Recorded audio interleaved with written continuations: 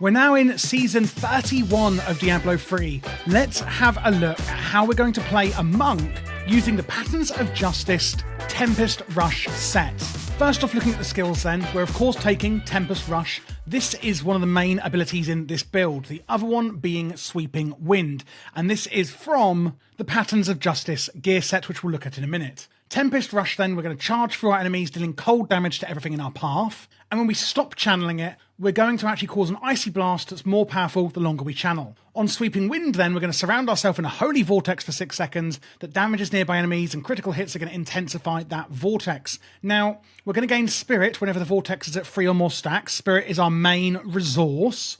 And we're actually going to get all runes from Sweeping Wind, making it a lot more powerful. That is from, of course, the Patterns of Justice gear set. Looking at some defensives, we have Serenity, become immune to all attacks and control effects for 4 seconds, and it's on a 16-second cooldown. We've got Epiphany, have an Epiphany, increasing your spirit regeneration, again, our main resource, per second, and enabling your melee attacks to instantly dash to your target for 15 seconds, so you can just zoom straight to your target with all your melee attacks, rather than having to actually, walk there yourself, and infusing yourself with sand, reducing damage taken as well from the rune on here. Blinding Flash, blinding all nearby enemies for 3 seconds, you deal increased damage for a short duration after using it, so we can use this on cooldown to keep our damage up. And then we've got for our Mantra of Salvation. If you're new to monks, you get to choose one of many mantras. We're going with Salvation. You activate it so that you and nearby allies, I don't know what my accent done then, gain greatly increased resistances to all elements. The passive on here is that you and allies gain increased resistance to all elements and increased dodge chance as well.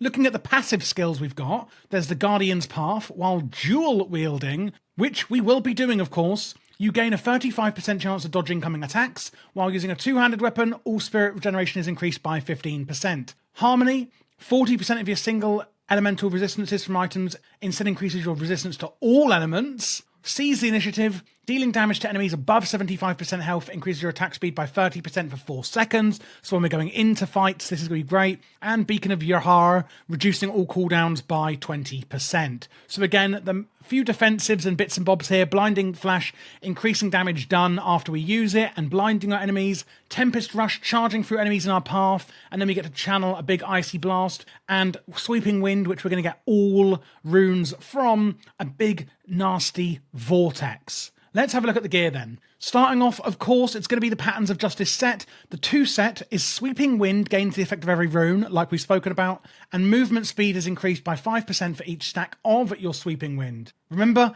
you surround yourself with a vortex, continually doing weapon damage to all enemies within 10 yards, and it lasts 6 seconds, and it's refreshed each time you strike an enemy with a melee attack. Landing a critical hit has a chance to increase the vortex for up to 3 stacks for a total of 315% weapon damage. On the 4 set then, attacking with Tempest Rush, the one where we're charging in, this is going to reduce your damage taken by 50% and increase your spirits, your main resource, regeneration by 50. And on the 6 set, hitting with Tempest Rush while Sweeping Wind is active, so you do want to use these together and synergize them. While this is active, increasing the size of Sweeping Wind and also increasing all damage dealt by 20,000%. So basically, that's why we're using these 2 abilities together. Remember again, using Blinding Flash to increase the damage we do, and that's going to affect those 2 abilities as well. For the remaining items we've got on our gear, Captain Crimson's Silk Girdle. Now, we are going to be only using 2 items of this, but we're going to be using the Ring of Royal Grandeur. Where is it?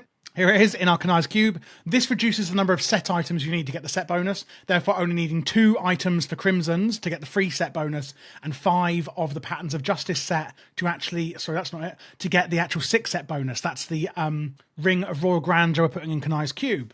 So the other 2 pieces we're putting on feet and waist is going to be Captain Crimson's. This is going to give you life per second, reducing cooldown of skills by 20%, and reducing the resource cost of skills by 20% as well. And damage dealt is increased by a percentage of your cooldown reduction. Damage taken is reduced by a percentage of cost reduction. Basically, Captain Crimson's set is just an all-round kind of good piece of gear. Doesn't do anything too specific on our skills, but it is just a good all-rounder, good all-rounder. On the weapons then, again, it is going to be dual wielding with 2 fist weapons. Shenlong's Fist of Legend, which is a set with the Relentless Assault Shenlongs. So on each hand, we're going to put emeralds in here, increasing crit damage.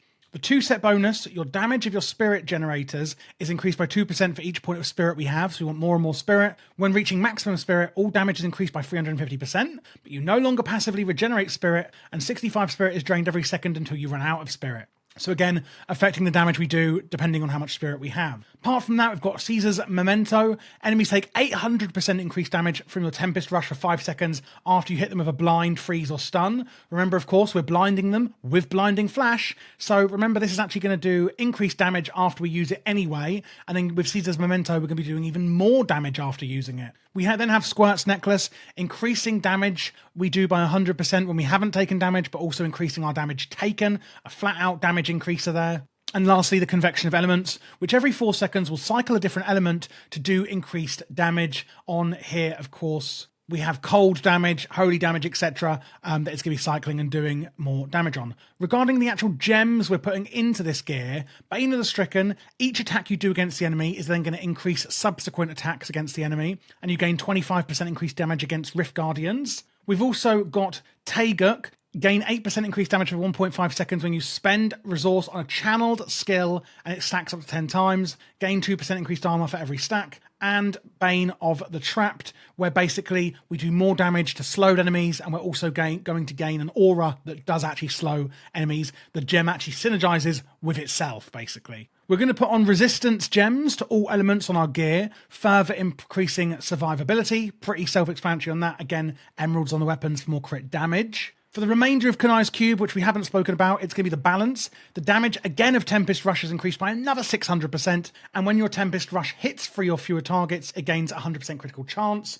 And then we have Wong Quim Lao, which hitting with Tempest Rush will activate Cyclone Strike, and both skills deal 600% increased damage as well. We're going to take the Enchantress as our follower. A few key things we want to put on her is going to be as many intelligence stats and gems as possible, because her skills synergize off the more intelligence she has. Put on Smoking Furball, where basically she can't die and therefore her abilities will never be, not available. We're going to go for the Temporal Pulse, slowing enemies, again, increasing damage from one of the legendary gems we put on. Amplification, increasing your static elemental damage bonuses by 5%, again, based on the Enchantress's intelligence. Powered Shield, this is some survivability for us both. And then Focused Mind, it's an aura that increases attack speed for you and the Enchantress, again, based on her intelligence. Regarding slows, again, we can actually use Thunder Fury, Blessed Blade of the Windseeker. This is going to add to 5 targets, speed reduction and lightning damage. We've got a few Emanates items, which means it's going to affect both the Enchantress and you, even though they're on the Enchantress.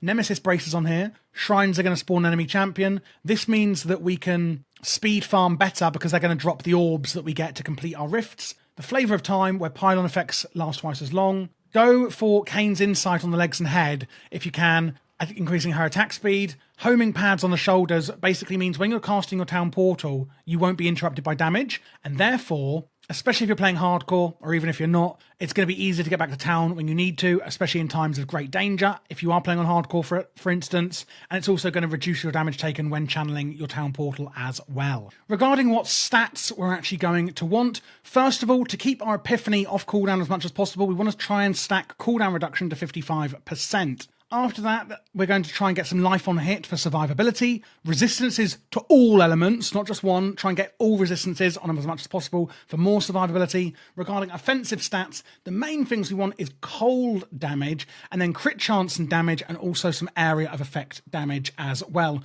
There is, of course, a lot of other stats that are useful, but these are the main 5, 6, 7, however many I've put in here, that I think you should try and focus on if you can. Regarding Paragon points then, what priority do we want to get these in? Well, first of all, movement speed. Then we actually want as much maximum spirit as we can. Then it's going to be dexterity and then vitality as you need it for more survivability. On offensive then, cooldown reduction, again, we're trying to get to that 55% for Epiphany. If you can't remember what Epiphany is, have an Epiphany increasing your spirit regeneration per second, enabling your melee attacks to instantly dash to your target 15 seconds. Infuse yourself with sand, reducing damage taken as well. We will try and keep this off cooldown as much as possible. After that, it will be attack speed. Of course, monks do really well on this. And then it's going to be crit chance, and then lastly, damage. On defense stats then, it's going to be all resistances, like I've previously said. We want to stack this as much as we can. Life percent, then armor, and and then life regeneration. And finally, on utility, we're going to go for area damage. Like I said on the stat priorities, that's one of our core offensives that we want to try and get. Then it'll be resource cost reduction to help our spirit, well, not regeneration, but reduction of how much we're using, life per hit, and lastly, gold pickup radius. But of course, after all that, how are we actually going to put this all together and play the build? So when we do actually enter a rift, we want to use our sweeping wind, and then after that we want to use our epiphany on cooldown every 15 seconds if we can. Now, if you are at the point where of course you aren't at the 55% cooldown reduction yet, we can use serenity in its place to become immune to all attacks, etc. where needed. This is on a much shorter cooldown, so when we can't get epiphany off like here, because I haven't got the full set on as I'm showing you this video, we can use serenity in its place for defensives. We can use our mantra of salvation on cooldown as well every few seconds. As you can see here, it takes about 3 seconds to come off. This is going to give us all of that resist that we want. We don't actually care too much about the spirit regeneration, but the resists we get on here is really, really useful for defensives.